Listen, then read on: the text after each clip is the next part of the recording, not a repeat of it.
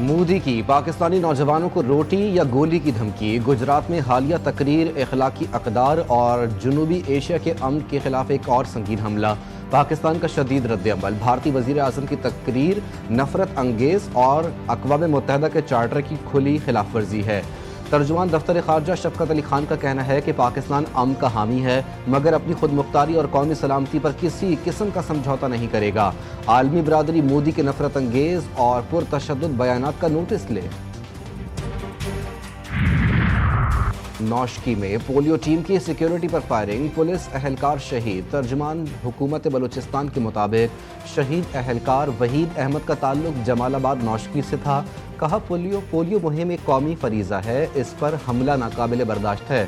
حملہ قومی مہم کو سیبوتاج کرنے اور خوف و ہراس پھیلانے کی سازش ہے۔ تخریب کاروں کے خلاف کارروائی میں مزید تیزی لائی جائے گی۔ وفاقی وزیر داخلہ محسن نقوی کا دورہ ایران، مشہد انٹرنیشنل ایئرپورٹ پر پرتپاک استقبال کیا گیا۔ محسن نقوی کی حضرت امام رضا علیہ السلام کے روضے پر حاضری۔ وزیر داخلہ نے روضہ امام رضا علیہ السلام کے مختلف مقامات دیکھے، نوافل ادا کیے، امن و سلامتی، ترقی اور خوشحالی اور خطے میں استحکام کے لیے دعا کی۔ پاکستانی زائرین کے لیے خصوصی انتظامات پر ایرانی حکومت کا شکریہ ادا کیا۔ اور کراچی میں سمندری ہوائیں بند، شدید گرمی نے شہریوں کا برا حال کر دیا۔ پارہ 35 ڈگری ریکارڈ، شدت 40 ڈگری سینٹی گریڈ تک محسوس کی جانے لگی۔ محکمہ موسمیات نے گرمی کی شدت میں اضافے کا امکان ظاہر کر دیا۔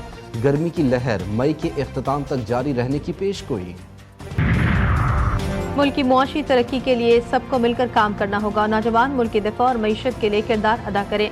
وزیر اعلیٰ سندھ مراد علی شاہ کا کراچی میں تقریب سے خطاب۔ کہا ہائر ایجوکیشن کو پروموٹ کر رہے ہیں۔ دوست ممالک نے ٹیکنالوجی سے متعلق پاکستان کی مدد کی۔ سندھ میں میلوں کی ثقافت کو اجاگر کیا جاتا ہے۔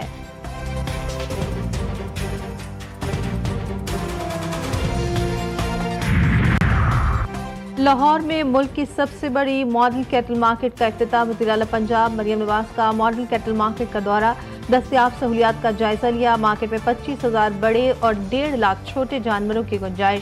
بیوپاریوں کے لیے رہائشی کمرے بھی بنائے گئے۔ مسجد، wash room, veterinary clinic, tax shop, bank اور ATM بھی موجود۔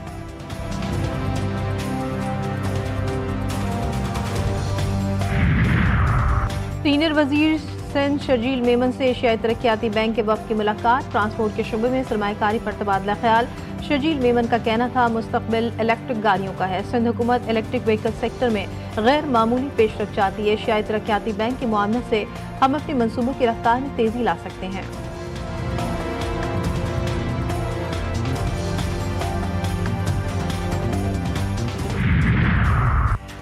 بھارت کو پھر مذاکرات کی پیشکش۔ تجارت، دہشت گردی اور پانی کے مسئلے پر بات چیت کے لیے تیار۔ مسئلہ کشمیر سمیت تمام تنازعات کا حل مذاکرات کے ذریعے چاہتے ہیں۔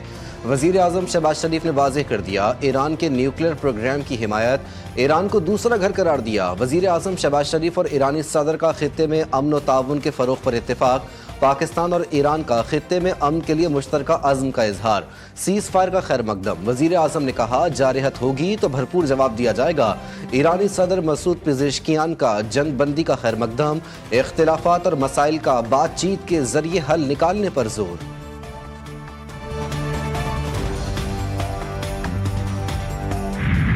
وزیر اعظم کا تاریخی دورہ، پاک ایران تعلقات میں نئی جہت۔ شہباز شریف کی ایرانی سپریم لیڈر سے اہم ملاقات۔ آیت اللہ خامنئی کے لیے انتہائی احترام کا اظہار۔ جوہری مذاکرات میں ایرانی قیادت کی بصیرت کی تعریف۔ پاکستان دورے کی دعوت دی۔ کہا آپ مسلم دنیا کی عظیم شخصیت ہیں۔ وزیر اعظم کا ایران پہنچنے پر پرتپاک استقبال۔ ایرانی فوج کے چاق و چوبند دستے کی سلامی۔ تہران میں سعدآباد محل آمد، گارڈ آف آنر پیش کیا گیا۔ شہباز شریف اور ایرانی صدر کی ملاقات، دونوں رہنماؤں نے وفود سے مصافحہ بھی کیا۔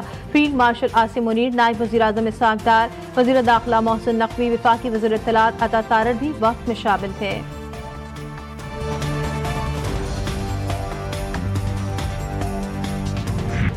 مودی سرکار کی انتخابی سازشیں ایک بار پھر بے نقاب۔ سابق بھارتی وزیر خارجہ یشونت سنہا کے تہلکہ خیز انکشافات۔ کہا پہلگام اور پلوامہ جیسے حملے الیکشن جیتنے کا سیاسی حربہ تھے۔ پلوامہ، اڑی اور اب پہلگام جیسے واقعات ہمیشہ انتخابات سے پہلے ہی کیوں ہوتے ہیں؟ کیا دہشت گردی کا استعمال ووٹ حاصل کرنے کے لیے کیا جا رہا ہے؟ سیز فائر کے باوجود مودی حکومت پاکستان سے مذاکرات میں سنجیدہ نہیں۔ رازدار میں اسکول کے بچوں کی بس پر ہونے والا حملہ خودکش تھا، CTD کی تحقیقات میں انکشاف۔ ابتدائی رپورٹ کے مطابق حملہ آور نے بارود سے بھری گاڑی بس سے ٹکرائی، جس سے بس میں آگ لگ گئی۔ حملہ آور کے جسمانی اعضاء فورنزک لیب بھیج دیے گئے۔ حملے میں 8 طالب علم شہید اور 40 سے زائد زخمی ہوئے تھے۔ ججز ٹرانسفر اور سینیورٹی کا کیس، اٹارنی جنرل کی ججز تبادلے کے خلاف درخواست ناقابل سماعت قرار دینے کی استدعا۔ اٹارنی جنرل منصور عثمان اوان کے دلائل مکمل۔ 29 مئی کو درخواست گزار وکلاء جواب الجواب دیں گے۔ آئندہ سماعت پر کیس کی کارروائی مکمل کر لیں گے۔ جسٹس محمد علی مظہر کے ریمارک، کیس کی سماعت 29 مئی تک ملتوی۔ پاکستان میں کم عمری شادی کے خلاف بڑا اقدام۔ اسلامی نظریاتی کونسل کا 242واں اجلاس۔ کم عمری شادی، بچوں کی شادی کی ممانعت کے بلز جیسے اہم قانونی اور سماجی مسائل پر غور۔ مارکیٹنگ جدید معیشت پہ ریڑھ کی ہڈی۔ مارکیٹنگ محض مصنوعات کے فروغ کا عمل نہیں، بلکہ ایک مکمل سائنس ہے جو کاروبار کو وسعت اور معیشت کو مستحکم کرتی ہے۔ وزیر اعلیٰ پنجاب مریم نواز کا ورلڈ مارکیٹنگ ڈے پر پیغام، کہتی ہے جدید دور میں ڈیجیٹل مارکیٹنگ برانڈنگ نہ صرف کاروباری ترقی کا ذریعہ ہے بلکہ ایک قومی ترقی کا ستون بھی ہے۔ اسلام آباد، خیبر پختونخوا اور بلوچستان میں آج سے بارشوں کا امکان۔ NDMA نے ایڈوائزری جاری کر دی۔ لاہور، راولپنڈی، ملتان سمیت پنجاب کے کئی شہروں میں بادل جم کے برسیں گے۔ سوات، مانسہرہ اور ڈیرہ اسماعیل خان میں بھی گرج چمک کے ساتھ بارش متوقع۔ کوئٹہ، یوب اور خوزدار سمیت بلوچستان کے کئی شہروں میں بادل برسنے کی پیش گوئی۔ پہاڑی علاقوں میں لینڈ سلائیڈنگ کا خدشہ۔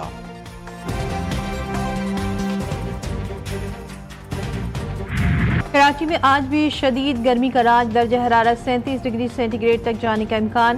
محکمہ موسمیات کے مطابق کراچی میں ربامہ بارش کا کوئی امکان نہیں۔ شہریوں کو غیر ضروری طور پر دن کے اوقات میں دھوپ نکلنے سے گریز کی ہدایت۔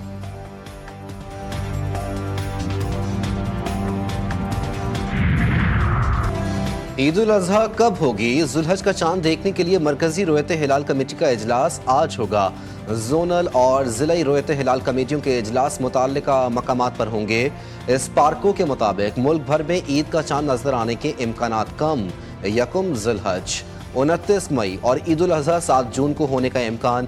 سعودی عرب میں بھی آج عید کا چاند دیکھا جائے گا۔ سعودی سپریم کورٹ کی عوام سے چاند دیکھنے کی اپیل۔ کراچی میں مسلح ڈاکو خون کے پیاسے بن گئے۔ کورنگی میں ڈکیتی مزاحمت پر ڈاکو کی فائرنگ، گولی 10 سالہ بچی عارفہ کی جان لے گئی۔ عارفہ چیز لینے دکان گئی تھی، پھر واپس نہ آئی۔ اہل خانہ غم سے نڈھال۔ برسا اور علاقہ مکینوں کا بچی کی لاش کے ہمراہ احتجاج، پولیس کے خلاف شدید نعرے بازی۔ ربع سال ڈکیتی مزاحمت پر جاں بحق افراد کی تعداد 49 ہو گئی۔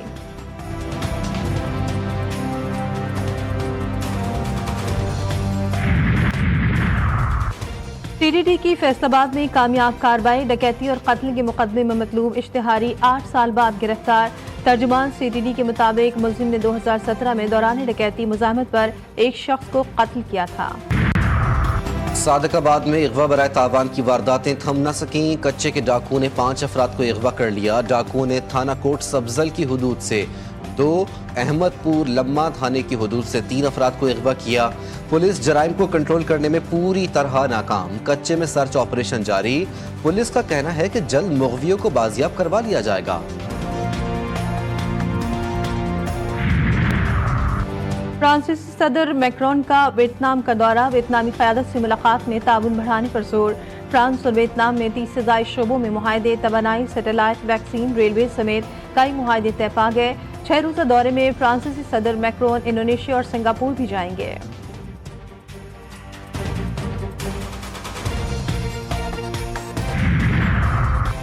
امریکی صدر کی جانب سے ٹیرفز کی کھینچا تانی۔ یورپی یونین پر ٹیرف 9 جولائی تک معطل کرنے کے اعلان کے بعد عالمی اسٹاک مارکیٹس میں تیزی آ گئی۔ عالمی شیئر انڈیکس 0.2% اور یورپی حصص میں 0.9% اضافہ۔ یورو 0.23% اضافے کے ساتھ $1.13 تک پہنچ گیا۔ برطانوی پاؤنڈ کی قدر میں 0.2% اضافہ ریکارڈ۔ سنت ابراہیمی کی ادائیگی کا فریضہ، مویشی منڈی میں رونقیں بڑھنے لگی۔ خوبصورت اور بھاری بھرکم جانوروں کے دام بھی بھاری بھرکم۔ कीमतें सुनकर खरीदारों के होश उड़ने लगे। कोई कामयाब लौटा तो किसी का सौदा न बन सका।